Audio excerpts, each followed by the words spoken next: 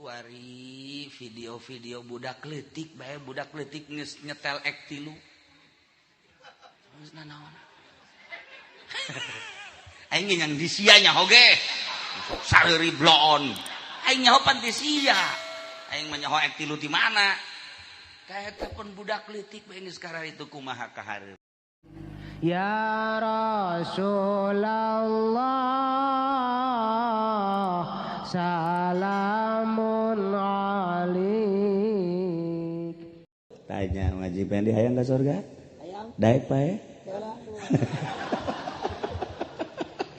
Atuh moal ka surga ka surga. Atuh dikira ka surga. Sekali deui daek ka surga? Daek. Daek. Daek. Deres tah. Udah tulis malaikat.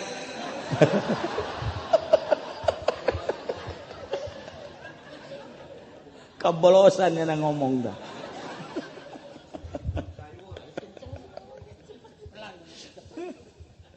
Tuh. Urang neangan ridho Allah, urang cinta sorga, pasti jalanna menuju sorga. Sebab Allah geus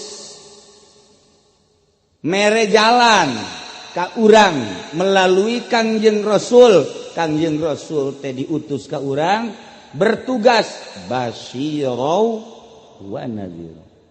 Basyiro jalan surga, nadhiro jalan neraka. Urang redug geus nyaraho jalan ka surga. Encan. Urang redug geus nyaraho jalan ka neraka. Geus.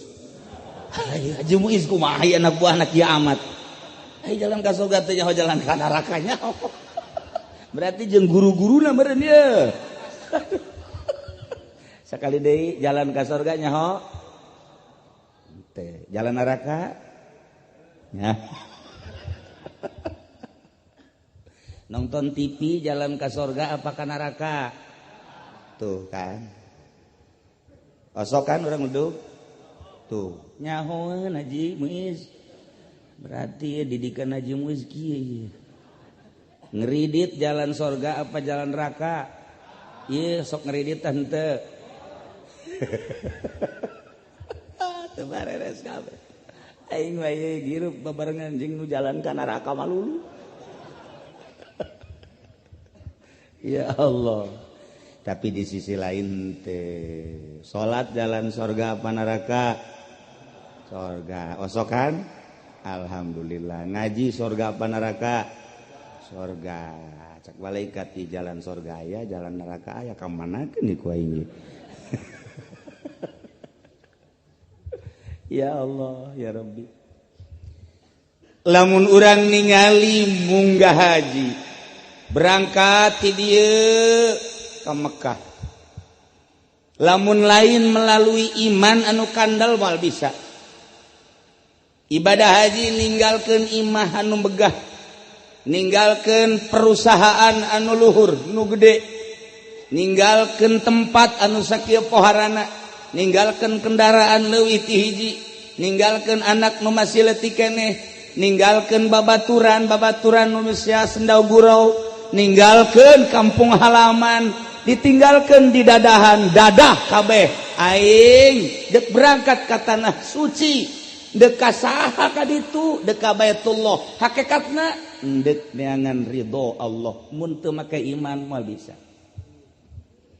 Moal bisa mun teu make iman. Mantak di pasar Kemis mah aya datang ka kuari ge embungeun ka Mekah. Quran sion kan. Sieun ragag naik kapalna.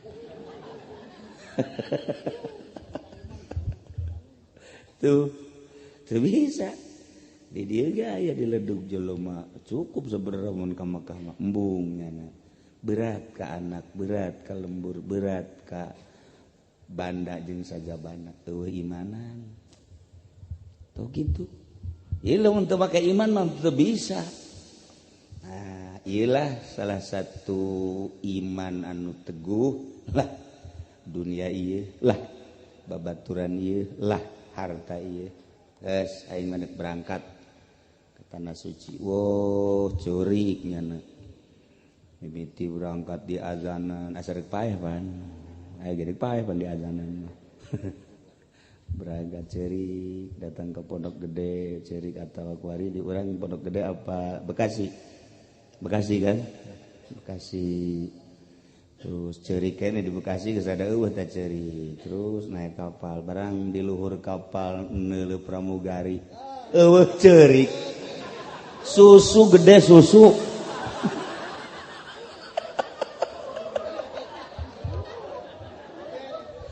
iya kamari keur berangkat cerik menyengnya na bareureum matana oh barang datang ka kapal moto jeung pramugari blow on moto jeung pramugari ya Allah ya Rabb nu ieu mah hiji moto kan jeung pramugari sarua tadi ieu sarua barang kateuleuk ku pabajikanna fotona jeung pramugari atuh saminggu teu ngomong pajar bobogohan di mana wauh nagean di dinya doang etalah poho geus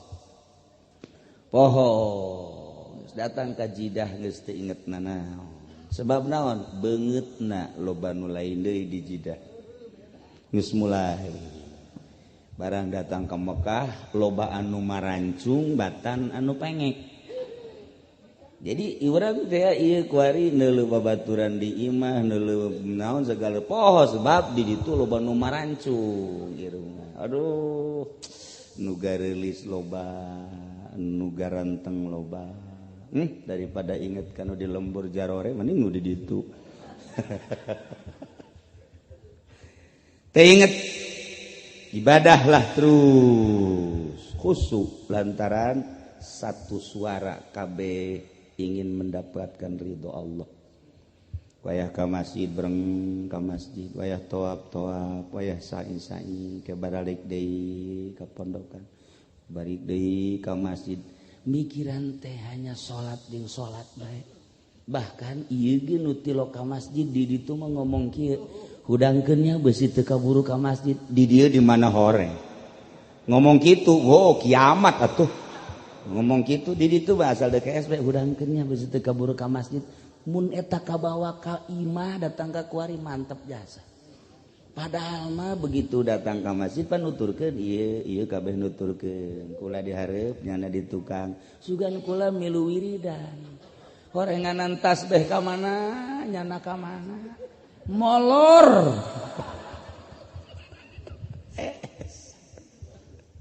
cek nyana JHSG menang ganjaran caksa nafsiran sorangan bae tanggal 8 diberangkatkeunlah ka Arafah kabeh jelema make kain putih-putih sabenerna mah hanya afdol endek make hideung-hideung ge Pak Haji Rosidi oh masalah misalnya luhur anduk hideung handap anduk hideung oh masalah mau ditanya dia Pak Haji kok pakai hitam-hitam udah beberapa kali yang putih pakai saya kali ini saya yang hitam aja itu masalah atau menandakan bahwa Pak Haji Rosini ini orang Jawa guys kaluhur maka samping awewe kehandap samping awewe batik maksudnya oh masalah nggak apa-apa paling ke ditu nah Betty kemana Betty Susi saka Betty bae teh itu. Hanya afdol. Tapi tidak afdol eta hampir keseluruhan putih-putih. Ya Allah. Teu presiden, teu menteri, teu raja, teu penggawa, teu gubernur, teu bupati, komo RT malah kabeh ditanggalkeun pakaian kebesaranana. Menghadap Allah sesuai jeung perintahna hanya dua helai. Lain teu bogaeun jas, lain teu bogaeun lepis, lain teu bogaeun samarenda. Tapi hanya dua. Boro-boro eta calana ge teu meunang dipake. Calana teu meunang dipake. Baheula mah kula tahun 90 kan lain kuari cara kuari ka Mekahna naik di luhur pan. Di luhur naik mobilna ti Arafah ka Muzdalifah ka Mina teh di luhur. Ke rumah panas tahun 90 mah haju kendaraan terbatas jelema berangkat bareng kabeh cekula daripada di jero mending di luhur lah nu ngarora mah lain urang bae pan Mesir, Pakistan, jelema hidung, Malaysia itu di luhur. Jadi urang teh di luhur teh beuki resep bae. Kabeneran lah orang Mesir, orang Arab nu di luhur nundutan ieu na nyingkab.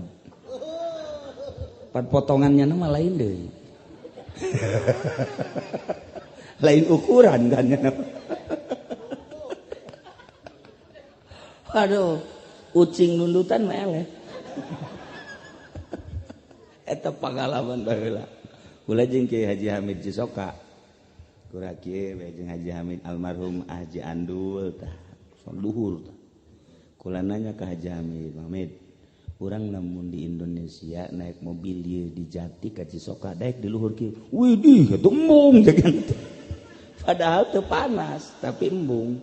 Di ditu mah ku situasi jeung kondisi seperti itu resep nu aya. Masyaallah. Datang ke Arafah, urang ibadah haji wukuf. Mun jadi tahun ieu wukuf Jum'ah Akbar. Hartina Akbar sarua jeung wukuf Kangjeng Nabi urang Kangjeng Nabi Muhammad sallallahu alaihi wasallam. Kangjeng Nabi tanggal 25 Hafid berangkat di Madinah. 4 hari sampailah di Mekah. Langsung di Mekah Kangjeng Nabi tawaf kudum, tingginya langsung sa'i. Kangjeng Nabi cicinglah di Hajjun, menunggu tanggal 7.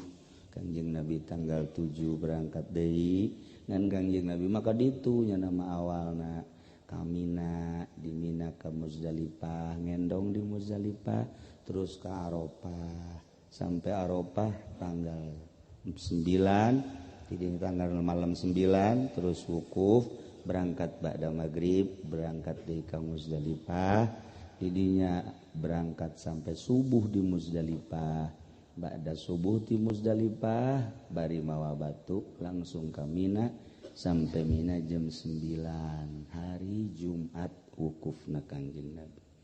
Sabtu langsung Jumratul Aqobah, kemudian selesai Jumratul Aqobah Kangjeng Nabi langsung ke Mekah tawaf ifadah, kemudian Kangjeng Nabi ka Mina deui cukur rambut dibabagikeun rambutna ka sahabat-sahabat. Etalah haji wada Kangjeng.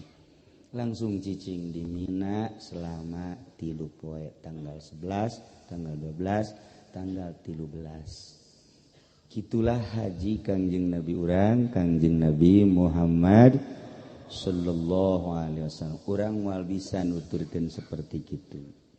Perjalanan seperti Kangjeng Nabi eta aya nu nuturkeun ku ari ge ngan kudu kaluar ti muasasah. Khusus kudu urang baris urang baik. Kitulah para jamaah kaum muslimin wal muslimat rahimakumullah. Gambaran wukuf di padang Arafah teh gambaran mahsyar. Lantaran wukuf di padang Arafah teh satu motif. Satu sifat pakaianana akur digiring ke Muzdalifah akur kitu bae. Di Mina gitu baik. Ialah gambaran mahsyar. Engke urang di mahsyar teh kitu. Dumantak Kangjeng Nabi jama'allahul awwalina wal akhirin yaumal qiyamah. Allah bakal ngumpulkeun umat nu awal jeung nu akhir jaga di yaumal qiyamah. Kabeh dikumpulkeun rek nu soleh rek nu toleh. Erek nu bener erek nu teu bener kabeh dikumpulkeun. Ngan dipanggil heula jelema-jelema anu godroh. Godroh teh jelema anu zalim, likuli godirin liwaun, tiap jelema anu zalim ngabogaan bendera berikut ngaran-ngaranna. Masya Allah. Panggil Haji Pede. Maju nya mau tidak mau. Ieu bendera maneh kan? Teu selesaikan ieu utang piutang. Teu maksud mayar maneh. Geus teu daya teu upaya. Cekel. Cekel. Acungkeun. Acungkeun di dulu ku kabean. Haji Supandi kredit tidak bayar. Karyawan ku kabean. Waduh, atuh nu sejen geus par. Predi maju. Si Predi mau tidak mau maju. Iya ngaran maneh. Maneh pemabok kelas berat kan di Ledug. Iya. Iya bener bendera maneh. Bener cekel. Acungkeun. Oh Predi Ledug pemabok kelas kakap. Aya bendera di ditu. Ya Allah. Haji Muiz maju. Maju. Iya. Maneh boga pemajikan nyandung bae, bener. Teu adil kan? Wallahu alam. Cekel. Oh, Haji Muiz istrinya lebih dari 11. Aya kabeh. Wow. Aya kabeh ka nyawat. Diacung-acungkeun kabeh. Masya Allah nu mabok, nu zina, nu judi kabeh aya. Cek malaikat, ayo berangkat. Kira-kira berangkat tak ke surga tak ke neraka tan weta? Surga.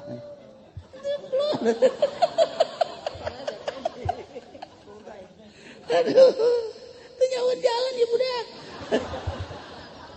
Itu nyawa jalan. Itu kereta gitu bisa mengkol. Jalan. Berangkat. Anu hararebat ge dibere bendera kapan wasikon ladina taqau ila jannati zumara hatta idza ja'uha futihat abwabuha wa qala lahum khazanatuha assalamun alaikum tibtum fadkhuluha khalidin. Kanjeng Nabi ngupat kapit bendera, wahai Abu Bakar Siddiq mana? Mana Abu Bakar? Guguraan bae Abu Bakar. Aya naon tuan? Cekel bendera Siddiqin. Ya, kibarkan ka luhur, kibarkan ku Sidna Abu Bakar Siddiq. Wahai seluruh Siddiqin, ikut di bawah bendera Abu Bakar Siddiq. Masya Allah.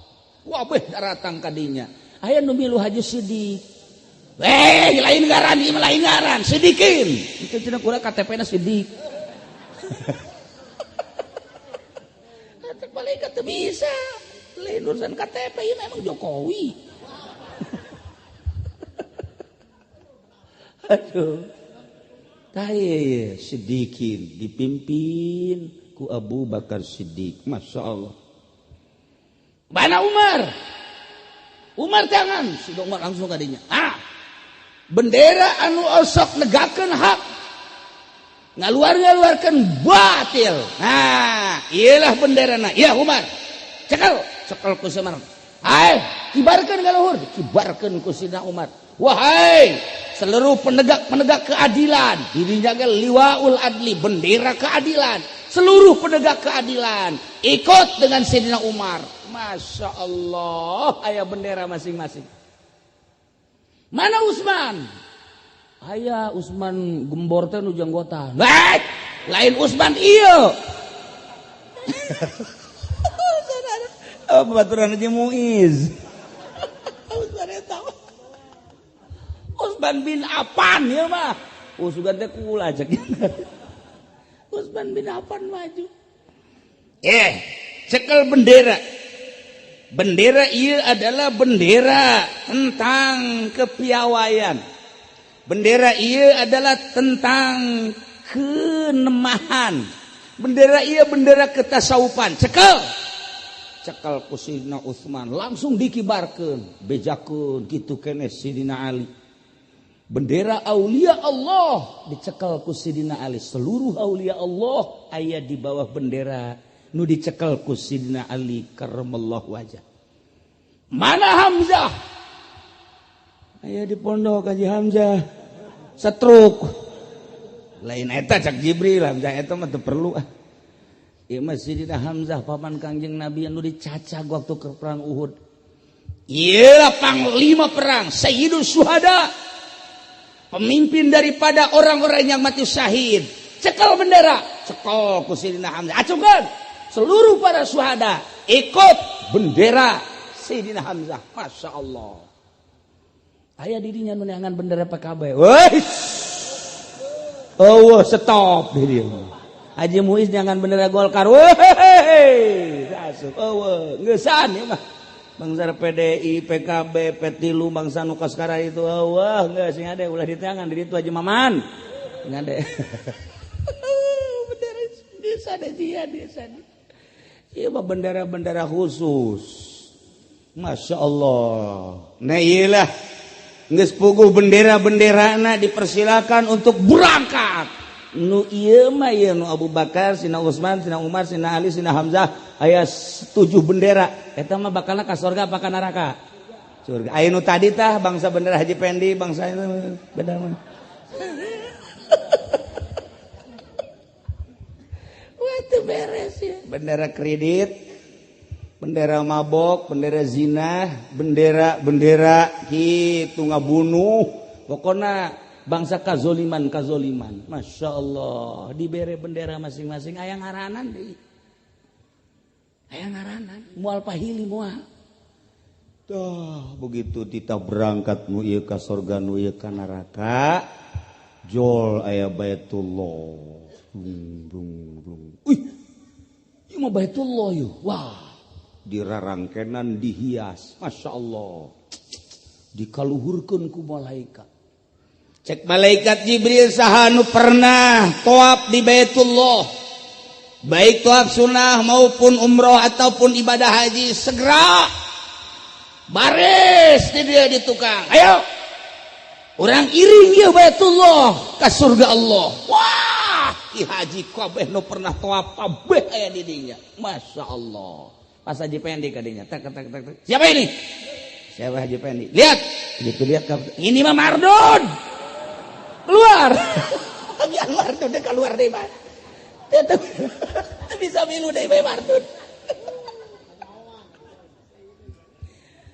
Di mana nyaho Mardun dah cak Haji Pendi? Iya soalnya waktu kertoap nyoting terus. Nyoting. Gak berhenti nyotingnya di lain babacaan lain. Jadi nyoting bae terus. Waduh, motoan bae terus. Waduh. Gak bisa cek Haji Pendi, tetap saya kan pernah muter di situ. Tetap saya Mardun juga ikut aja dong, biar di belakang lah sekian aja. Gak bisa cek balik ini mah bagian yang mabrur aja. Tetaplah ikut aja sekian, biar ntar jatuh di neraka juga gak apa-apa. Yang penting ikut aja. Ya Allah ya Rabbi. Iyalah keuntungan jelema nu pernah tawaf di Baitullah, nu pernah umroh, nu pernah haji. Masya Allah karim. Ieu Baitullah dihias dirarangkenan, titah diiring. Waduh. Anu munggah hajina sering dihareup. Anu rada pertengahan di tengah. Anu ngan sakali doang di tukang. Ngan anu osok itu jadi calo haji di tukang kenek teman-teman. Itu kayak kenek pagonnya. Aduh berangkat. Indah amat.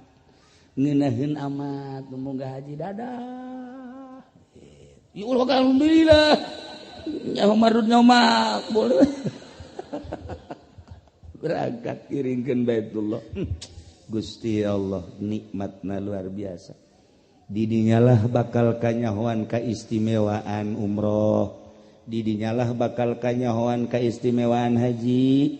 Numantak al-umratu ilal umrati kafaratul lima bainahuma. Al-hajjul mabrur laisa lahu jazaun illal jannah. Man adda hijjatan adda fardahu. Man hajja hijjatan adda fardahu. Jelema nu munggah haji sakali nyumponan kana kaparduanana. Di akhirat geus moal ditanya deui sebab gugur uhdatul amrina. Wa man hajja saniyatan dayana rabbah. Jelema nu munggah haji 2 kali sarua jeung ngahutangkeun ka Allah. Wa man hajja salisatan saha jelema nu munggah haji 3 kali geus cak Allah ulah ditanya 4 5 kali geus engke bae geura di akhirat hayang nyaho mah kaistimewaan haji langsung ngiringkeun Baitullah bi ghairi hisab. Ya Allah. Alhamdulillahirabbil alamin. Etalah ibadah haji. Mantak teu sambarangan jelema bisa munggah haji. Pilihan Allah. Ngan ieu teh tadi haji kabagi 2, aya haji mabrur, aya haji mardud. Haji mabrur aya yarji'ah khairan mimma kana, balikna ti Mekah leuwih bagus tibatan can ka Mekah. tadina tilok make kopiah barang tas di Mekah mah helm dipakai terus. Nu tadina keur memeh ka Mekah mah osok rajin jana gitu ngopi di Warjok, di Bojong, di Kawidaran, Cibadak. Aya kana eueuh sih di Cibadak eta? Oh, nyaho berarti. Nyaho berarti langgananna hilang. Masya Allah. Tuh. Ieu lah. Nu tadina osok jadi henteu, nu tadina carang salat kuari marekep, nu tadina salat teu berjamaah jadi berjamaah, nu tadina teu make rawatib jadi make rawatib, nu tadina kurang hudang peuting osok hudang peuting, sanajan cuman kiih doang. Nu penting hudang belah. Komo Haji Muiz masa kali hudang bareng duanya nama. Ya Allah ya Rabbi, pokoknya ningkatkeun lah, ningkatkeun. Masya Allah kari. Mentak Pak Haji Rosidi kulama bunga urang ledug aya Haji Rosidi di dieu pohara.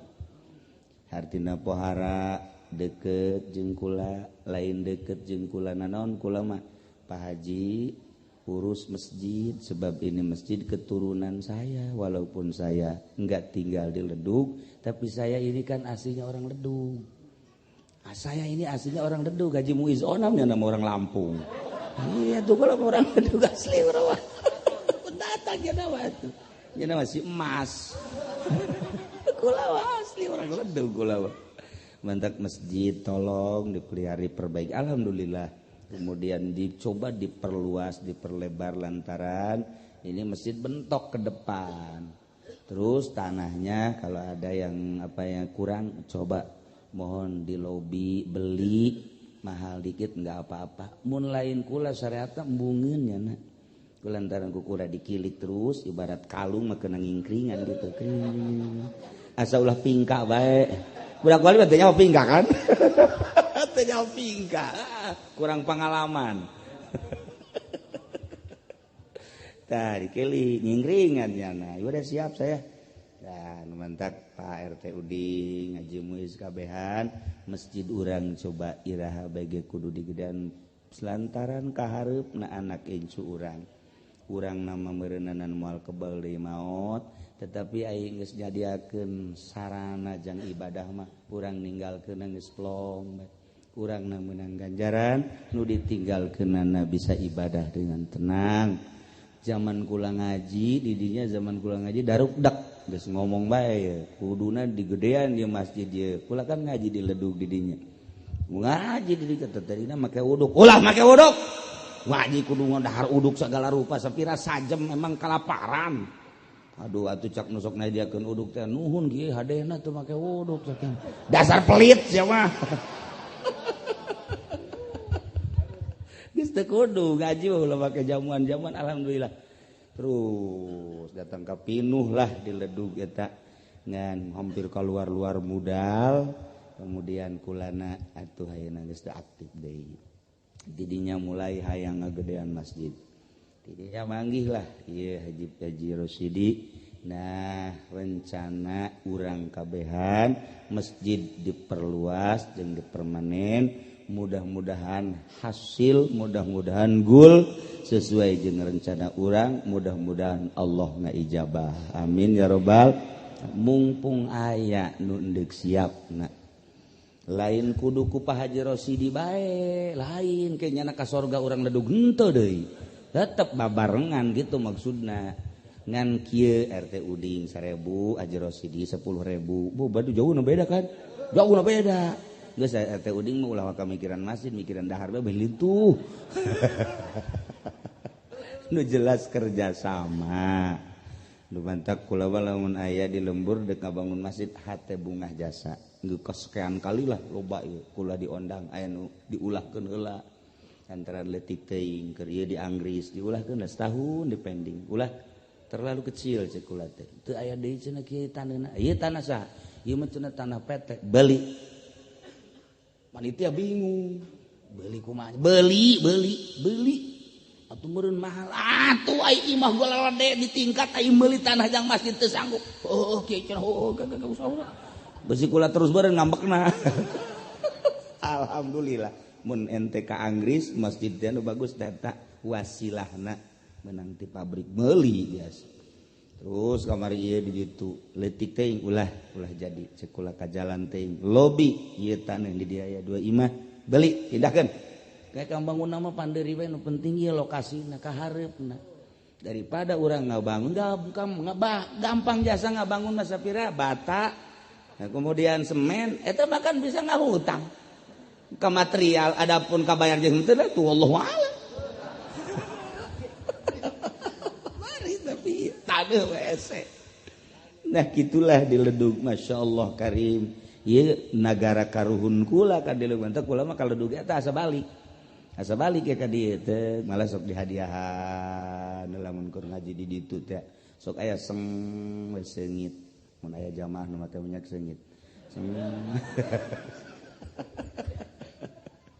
gitulah para jamaah kaum muslimin wal muslimat rahimakumullah lamun urang nyaritakeun alam nu itu nu ku urang dipake karindu urang teh rindu surga urang teh rindu Allah ketika orang rindu surga tentu jalan-jalan menuju kerinduan orang dilaksanakan salah satuna ya salat ya puasa ya zakat bangun masjid pondok pesantren dan lain sebagainya ya ibadah haji iyalah karena rindu surga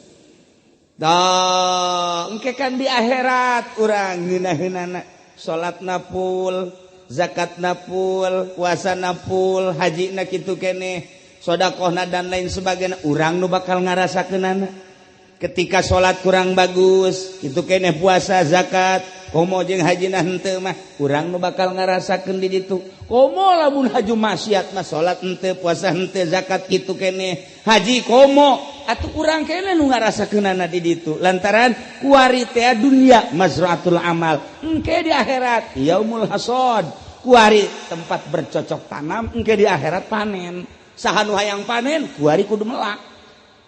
Alhamdulillah orang Ledug memelak TV, melak kredit, melak mabok. Emang gua teu nyaho gitu. Assalamualaikum. Salam. Di mana ibu? Di Ledug. Nyaho ka Haji Muiz. Haji Muiz nyaho. Ibu naon? Duh, Kiai, tulungan. Kunaon? Anak mabok bae. Mabok bae tulungan cenah kula saha deui nu mabok bapana itu mah kabehan cenah geus barareak nanaon ge tulungan cenah kula supaya salalada ledugna di mana ledugna tuh kan nyaraho seuri siapa ja nyaho kan Assalamualaikum Waalaikumsalam di mana Ledug nyaho ka RT Uding oh dulur aya naon anak ditangkap polisi urang tuh lah kababawa di pabrik cenah maling lain kababawa meureun emang nya huluna nyaho teuing aduh eta bendera naon ke di akhiratna nah ieu coba aya deui Waalaikumsalam kunaon anak ditangkap kunaon tuh jauh bibi mah teu nyaho cenah anak ditangkap bae ku polisi lain kasusna naon cenah sok ngajualan sanek naon sanek naon sanek aing mah bukanna sanek we lah inek nya sanek dipengkolkeun inek mah masih bener teuing sia nyahoan sia heran aing mah blon kabeh geus dipengkolkeun ge dilempengkeun hajian blon ieu urang Ledug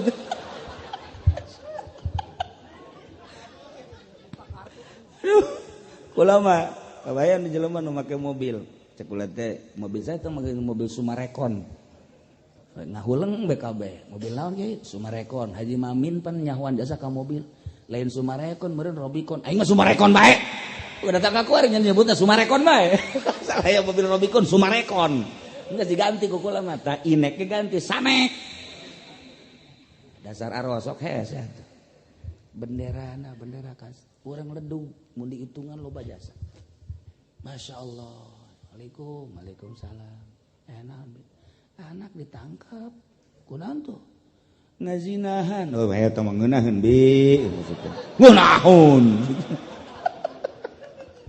ieu kasus ledug malulu kasus ya Allah ya Rabbi emang eueuh lurahan ieu di ledug aya kan emang eueuh RT-an ku RT-na kudu itu ka ditu ye emang eueuh kiaian emang eueuh pemimpinan ieu kan urang lamun nanyakeun ka situ pajar kumaha tapi kan negara geus kararieu ku ari hese ieu urang lain ledug bae meureun di Koroncong mah leuwih parah di Koroncong mah mah di Jati mah leuwih parah jasa duh di Curug mah atupan kiai na ge zina naudzubillah min dzalik jir kumaha aya awewe datang ka kula Assalamualaikum Waalaikumsalam wih mantep ya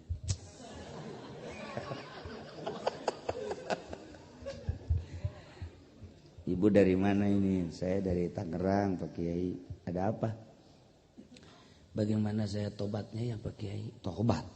ya tobat bantu tobat aja sama Allah emang dosa apa saya ini suka didatengin Ustadz Pak Kiai tadinya saya suka berobat sama Ustadz itu terus dia nanyain nomor HP saya begitu nanyain dia nanyain bapak keluarnya jam berapa anak suka sekolah aja pulangnya jam berapa saya kasih tahu dia datang terus ngobrol dengan saya karena ngobrol begitu akhirnya saya dua-duaan di kamar terus apa yang dilakukan Ya kalau udah di kamar berdua tahu sendiri. Ustadznya siapa dibejakeun punyana Ustadz Jeung foto-fotona. kenal nggak Pak Kiai Atuh ieu mah aing lain wau-wau deui. Sia jeung ustad ieu. Kunaon nyeleding kieu.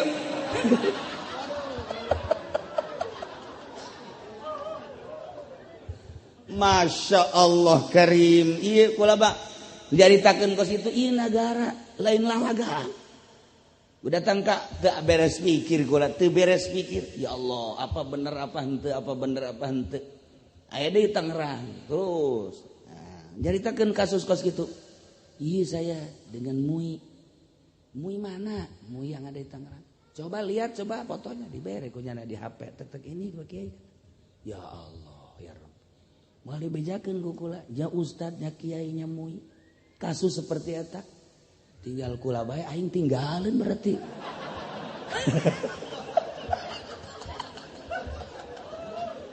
Na'udzubillah min dzalik Gusti Allah nu agung. Kula sakare sedih lain lalagaan. Ieu nu karitu nyaho kula. Nu mantap kula osok galak ge ngomong teh nyaho jasa. Sakapeung waktu jeung jelema eta kapangi. Sia kosu teu nyaho bae aing. Nyaho jasa. Malah nu kiai nu belah kaler mah make udeng-udeng, sok make udeng-udeng.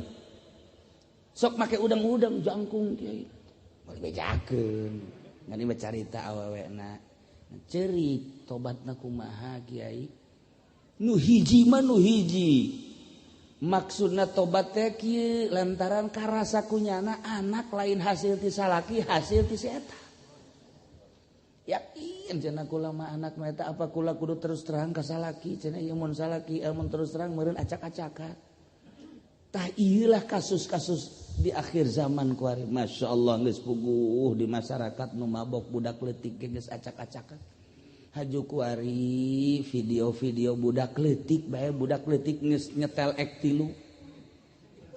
Geus nanaon. Aing yang disia nya oge. Sok sareuri bloon. Aing nyaho pan disia. Aing mah nyaho ek 3 ti mana? Ka eta pun budak leutik bae geus karari itu kumaha kahareupna. Masyaallah Karim mantap urang alhamdulillah ieu bisa keneh diuk simpul ngaji bari lalagaan ge hartina nerewang karena kagorengan kejahatan keambrukan tapi urang masih kene rindu surga rindu akhirat rindu Allah subhanahu wa ta'ala mantap ad-dunya mazra'atul amal wa yaumul qiyamah yaumul hasad kayak seorang raja manggil anak buahna nu 3 dia, aya naon tuan? Ya, maneh dibere ieu. Tas, seri hiji tak. 2, 3. Maju. Tuh. Itu kebon anu kaula, itu leuweung nu kaula, itu gunung nu kaula.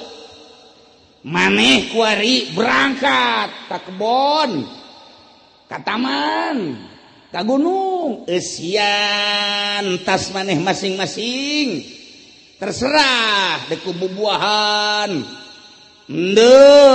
kunaon kitu ngaranna makanan-makanan ku terserah pokokna mah ke bawa ka dilaporkeun nya bawa nu hiji mang pangmungpung aya jeruk aya cau aya nangka diasukeun aya makanan anggur dan lain sebagainya plek bari gaji pening geus neureun kantong we ieu cenah kesempatan emas ya mana kantong ya aing raja geus nitah ya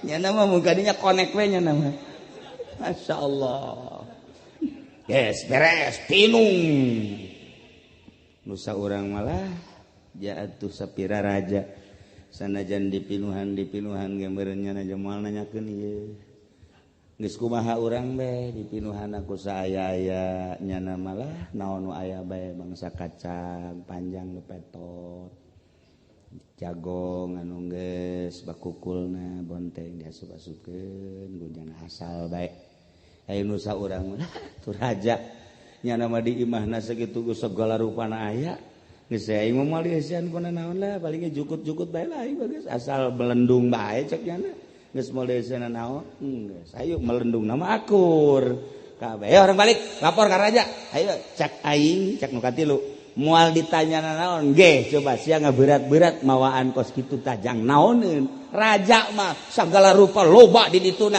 moal hayangeun aing mah hampang tuh cek nya tuh sapira jukut aja jukut ge lain jukut anu baseuh nu garing hampang kan toh banding aing cek aing mah maningan ieu jukut kieu hampang kurang di bangkong jauh pan di leuweung kieu raja moal hayangeun sagala rupa aya di ditu oh nya atuh geus mendingan ganti ku jukut teulah geus tanggungnya akhirnya taranggung balik masing-masing datang ka imah raja geus dia sian geus sian naon eusina iya abdi mah teu kudu dibuka ceknya na ieu mah bubuahan segala rupa aya heeh iya abdi mah segala kacang gitu bae dek bangsa nu kitu-kitu iya abdi mah lah ceknya daripada berat jukut bae ceknya teh nah terserah dek dieusianna naon ge nu jelas mah kuari jang maneh sok naon nu ku maneh dibawa los dahar jang maneh masing-masing tinggal nu mawa jukut teh sial meureun eta kata jukut aing kadung cek nya teh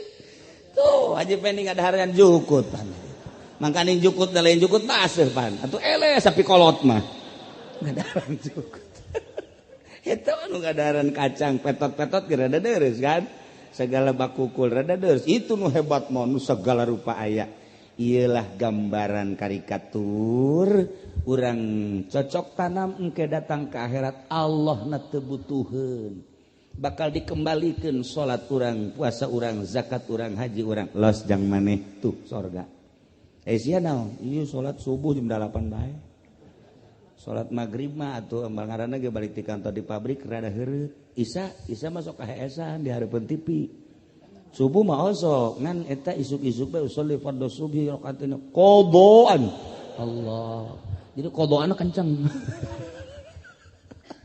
hati cek Gusti Allah jang sia dia mah pagawean sia kos gitu bae atuh ieu sia buh abdi mah cenah teu pernah salat teu pernah puasa teu pernah zakat geus benten los jang sia tuh neraka Allah nama teu butuheun gitulah tinggal nu ngadaharan jukut bae kaduh aing jukut ulah wakan dengan plastik tenang heula ieu mah keur karikatur ieu mah lain dengan berkat lain aduh geus julak-jileuk bae payah ieu budak jadi watek meureun teh ngan makos kitu teh gitulah para jamaah kaum muslimin wal muslimat rahimakumullah Allah nah teu butuheun apakah lamun urang teu iman Allah teh bakal susah jah henteu apakah lamun urang teu ibadah Allah teh bakal susah jah henteu apakah lamun urang teu nurut ka Allah bakal berubah tuh henteu lantaran jang urang-urang keneh sia nurut ka aing jeung rasul aing sia beramal jang sia setengah nurut jang sia sia teu nurut jang sia aing nyadiakeun tuh jang nurut nomor hiji itu, jang nurut dan nomor 2 itu, jang nun teu nurut ka aing itu. Tinggal dipilih bae urang terserah. Moal kebel hirup urang teh. Tinggal salengkah deui urang bakal aya di alam barzakh. Naon nu ku urang kuari dipigawe bagusna jeung gorengna bakal milu ka jero kuburan. Perhatikeun baik-baik urang teh keur bercocok tanam engke diserahkeun ku Gusti Allah mana amal sia los jang sia. Kitulah para jamaah kaum muslimin wal muslimat rahimakumullah. Pak Haji Rosyidi beserta keluarga hendak bercocok tanam melalui ibadah haji ziarah ka Kangjeng Nabi Muhammad sallallahu alaihi wasallam. Urang doakeun mudah-mudahan anjeunna jeung keluarga jeung rombonganna dibere sehat, dibere jagjag, dibere gagah, dibere giat ngalaksanakeun ibadahna di ditu sehingga bisa pulang ka dieu kalawan salamet mawa predikat haji anu mabrur, anu makbul nu ditarima ku Allah Subhanahu wa taala. Urang nu ditinggalkeun sarua bae mudah-mudahan urang tambah-tambah giat ibadah ka Gusti Allah, salat urang, maca Quran urang, sedekah urang jeung sajabana, jeung mudah-mudahan hajina nu mabrur urang ibadah ge sarua mudah-mudahan mabrur deui. Jeung dosa-dosa Pak Haji Rosyidi jeung keluarga di ditu bababari dihampurana, urang nu di dieu ge tetep bae mudah-mudahan dihampura dosa urang. Alhasil silih doakeun anjeunna urang doakeun kitu keneh anjeunna ngadoakeun ka urang dina harti urang sami-sami mudah-mudahan dihampura dosa ku Gusti Allah.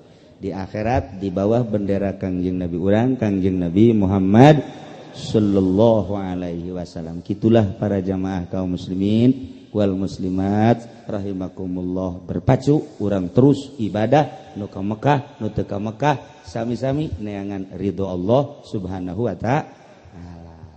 Hampura kula sebab kula masuk sogol lantaran wau ka Haji Buiz akrab kamari teu uding jadi teu asa-asa kitu keneh ka Haji Pendi geus lain wau-wau deui nyana masuk dijiwir malah ku kula. Jadi termasuk ka Pamujiono termasuk ka Pak Rosyidi. Pak Haji Rosyidi ku kula sok dilalaga-lalaga bae. Di Mekah ku kula dilalaga. Pak Haji ada tasbih mahal, ieu mahal ya tasbih. Ieu pajar murah ya kurang dia mah. Ieu 15 juta ya tasbih kos ieu. Cak urang dia tuh banding meuli mio atuh kumaha sia bae. Los kepentingan sia mio atuh mio bae los. Kula ditanya Pak Haji, kamari ke umroh, Pak Haji ada tasbih mahal. Di mana? Sono di Hilton. Berapa duit sih? Ada yang 20 juta, ada yang 15 juta. Begini cek Pak Haji Rosyidi, duit gampang. Saya mah 30 juta juga mau, yang penting dia bisa ngebangunin saya. Bener oge. Bener oge cak kula. Kalau tasbih mah udah banyak di rumah, jangan begitu-begitu aja ceknya nanti enggak bisa ngebangunin. Cek kula nanti yang ngebangunin nanti.